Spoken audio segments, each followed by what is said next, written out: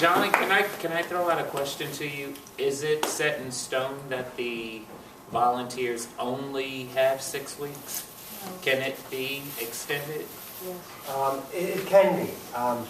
And, you know, it's up to the amount of time the volunteer is willing to give.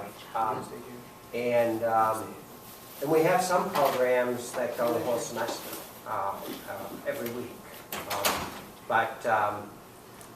But since we like to have a minimum of 6 because we think that establishes a connection between the students and the volunteer so that they start to see the volunteer as a role model, and it might be a pathway that they might want to take in their education and career. But we do, if the volunteers are available and willing, do more than 6. Well, one of the issues that I found, and this year, both semesters, in fact, I'm going to reorder, because if this ever happens again, I don't want to skip the one that I put at the end. I'm not going to do that anymore. I'm going to move it up. Because of my travel schedule and assemblies and spring break, and I did 5 in the spring and in the fall last year, both classes that I do. And one of the things I realized was offered to me, but I didn't accept, and I will next year. DC puts out this calendar. I thought it was just more paper that was a stick in my recycle.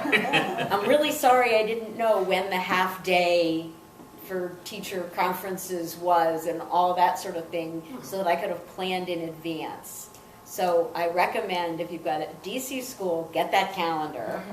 And if you don't, find out at the beginning of the semester, when are the weird days, so that you don't all of a sudden, oh, we can't do it next week because we've got this DC. Now, sometimes it's a school-based thing and you're sort of stuck. But when it's a scheduled teacher conference day or half day for some reason, if you know that ahead, you can switch to another day one week, or anyway, you can.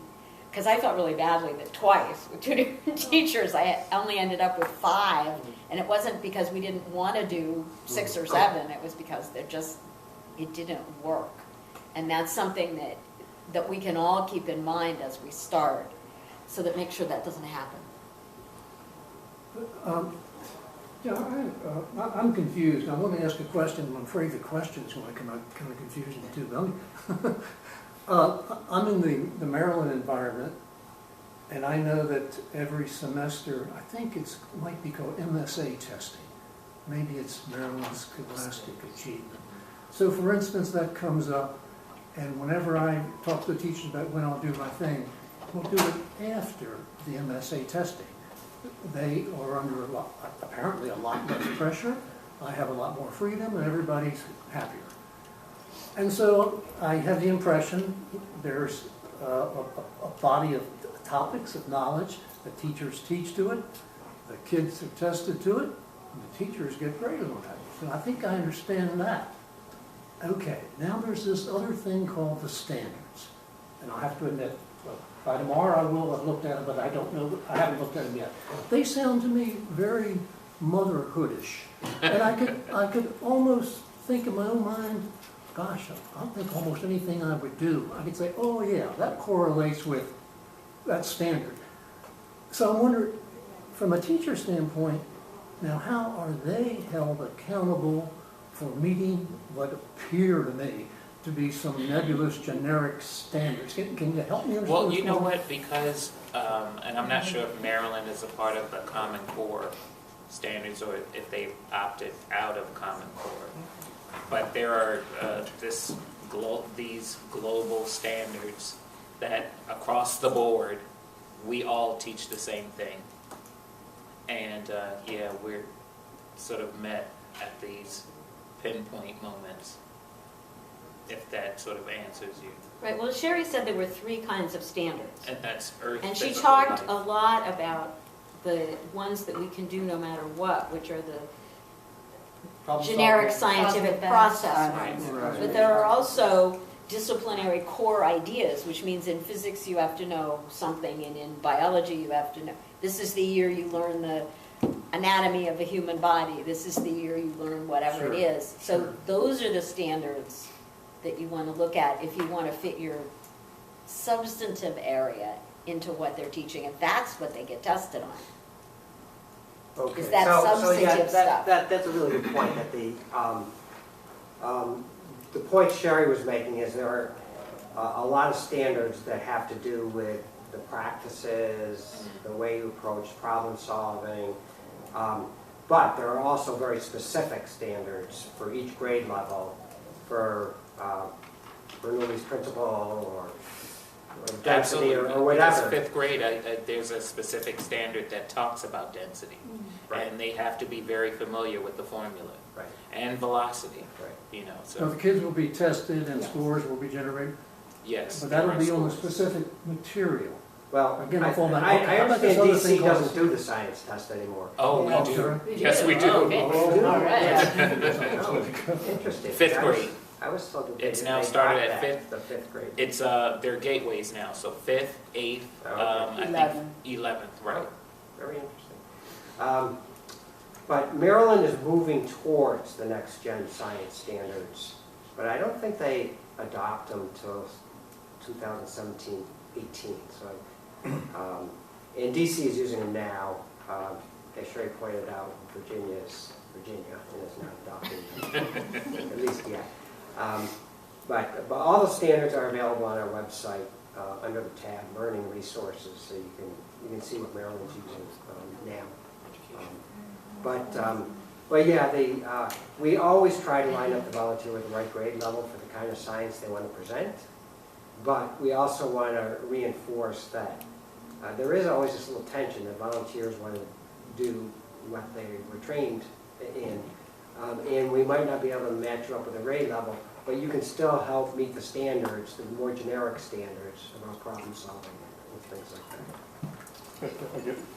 If I may, I guess the question could be, does the schools are serious about these standards? And I think you are. And should reset volunteers be serious about these standards? And I think we are. We hold these standards. There's no, I guess, leeway or disrespect the standards. You got to read them. When you talk to your teachers, and you talk to the standards. This is the specific standards I'm going to address. I'm going to help you with. Well, and it's great that you bring that out, because even if you're not familiar with the standards, if you, and as I alluded to earlier, you talked to me about, for instance, Dr. Elkis came in and she said, next week I'm going to talk about watersheds. I'm going to do my due diligence, and I'm going to look up and see where the correlation is for me. Yeah. And then I'm going to do the background legwork. So no matter what you do, I've already covered my bases.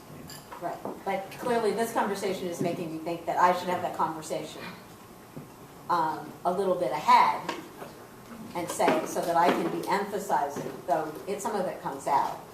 I mean, because, in a nutshell, and what is this, 2 weeks ago we talked about, and that's what Tim will do. So, Yes. How does this relate? So to bring Absolutely. in where that's possible. But I think it behooves us, and the more I hear about that, to have that be part of the conversation we have. Especially if we go back to the same classrooms and can say, okay, I don't have to, what the activity is, help me figure out how does it apply? to point it, how to focus it in a way that's most beneficial to the standards that need attention. Yeah, I found that the teacher, a good teacher will say, well, yes, I can fit this in under the measurement standard or whatever. Yeah. She'll tell you what she has to meet, and if you have the conversation in advance, she'll say, oh, okay, I see how that The applies. dialogue. Yeah. You could initiate it, or she could initiate it. You have to Yeah, initiate. that's the thing. For me, it was very different because I started Reset in DC, and I'm from Virginia, so I didn't understand any of the DC kind of lesson plan, so that was kind of threw me for a loop. But I had great communication with the teacher that I was working with, and he let me have a lot of freedom with a lot of things that I want to teach, because he said that he would make it he would kind of gear it towards what they were learning at the time. And then I went back to Virginia, and I thought I had everything handled, because I went to school here, I took SOLs, but then I didn't, because I don't remember what I learned in 4th and 5th grade. Then kind of having to go back to that, and every class is different, because one of in DC, my kids wanted to do more reading. Well, in Virginia, my kids want to do a lot of environmental stuff, but environmental issues weren't what they had to do for SOL. So it's like I did 5 things to the standards of learning, but then I did 1 on like oil spills, because my kids, they do composting, they like rake all the leaves and do all kinds of things. But I'm going to give them 1 that they know they're going to like. I noticed in both of the presentations, of the visual presentations, there was a lot of emphasis on visuals. You used them, Oscar used them. Tim, could you comment a little bit on the importance of visuals? Oh, absolutely, because as I said previously, I can go to the textbook and say, turn to page 258. But once we read it, that may mean nothing. Dr. Elkis has brought in PowerPoints. Right, and well, one of the best things when they renovated Shepherd, because I did it before that, and I had these posters that I got that talk about watersheds. They're like ancient from, but I still have some. Nobody gets to take them away from me. And you know, you try to scribble on a blackboard. It is so much easier if you've got a school with the technology to put together a PowerPoint presentation, because it's big, and these boards are great. You can write on them, so you can elaborate more on what you did. If you have any possibility, or even a screen where you bring in something and they can put it up on a screen, so you can have pictures and visuals. When they got that technology versus the years I did it without that technology, makes a humongous difference. Can I just add something as an administrator? I've had the experience of working with Reset at 2 different schools, at John Eaton, where I was last year, and this year at Shepherd.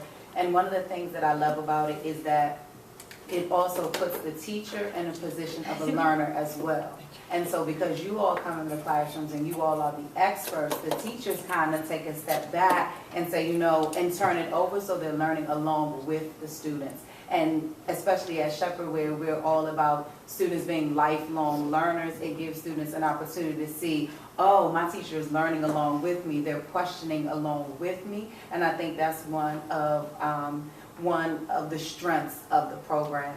And I was thinking about your question earlier. I think a lot of times students think that teachers know everything. And so when you pose a problem and say, I don't know, there's power in you just saying, I don't know, what do you think?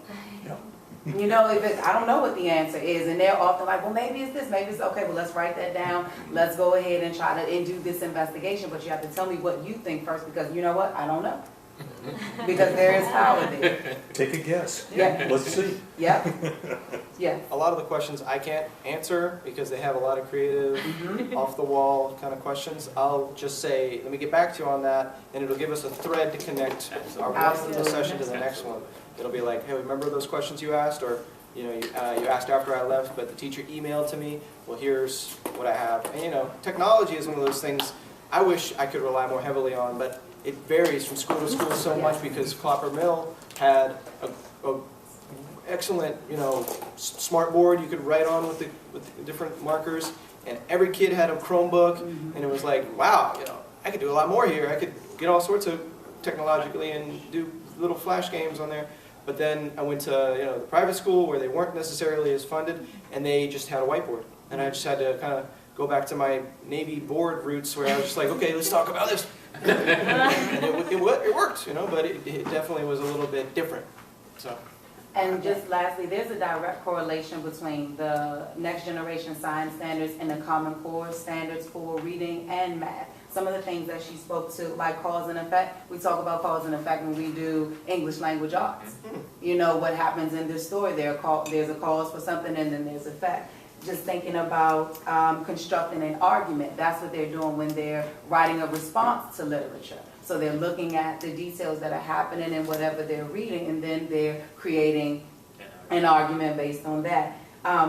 One of the things that Common Core has moved us more towards is having students ask and answer questions in reading, in math, and then for them to be doing that in science as well. It just builds their competencies across the subject levels. And so there is this this bridge between what they're doing in science, what they're doing in language arts, and what they're doing in math. I think at a time, there was a time when we kind of separated. This is math time, this is English language arts time, this is science. But if they're hearing the continuity of the language, then that adds and strengthens the program as well. So, does Oya get to speak today, or are we wrapping up? Come on, we will move on. Guys, But press I just didn't the want, that was a great discussion.